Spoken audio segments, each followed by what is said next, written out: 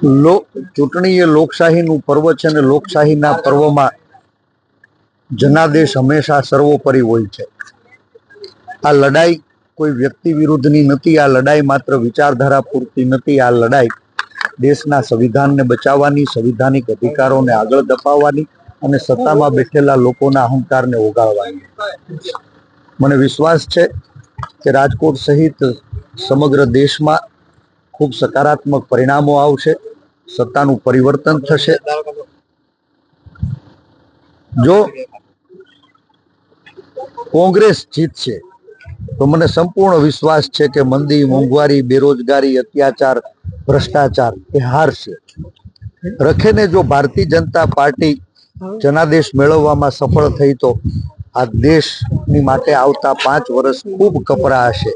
Bharatiya Janata party જીતશે તો એ સત્તાનો અહંકાર છે। ઇન્ડિયા ગઠબંધન આગળ ચાલી રહ્યું છે પરેશભાઈ, ઘણી જગ્યાએ ઇન્ડિયા ગઠબંધન મને સંપૂર્ણ વિશ્વાસ છે કે દેશના લોકોએ સત્તા પરિવર્તનનો સંકલ્પ કર્યો છે। દેશ 2004ના પરિણામોનું પુનરાવર્તન કરવા તરફ આગળ વધી રહ્યો છે। વારંવાર હું કહેતો આવ્યો છું અને ઈશ્વરને પ્રાર્થના કરું કે આ મંદી, મોંઘવારી, બેરોજગારી, અત્યાચાર, ભ્રષ્ટાચાર અને સત્તાના અહંકારથી સામાન્ય માણસને બચાવવા માટે સત્તાનું પરિવર્તન। ધન્યવાદ।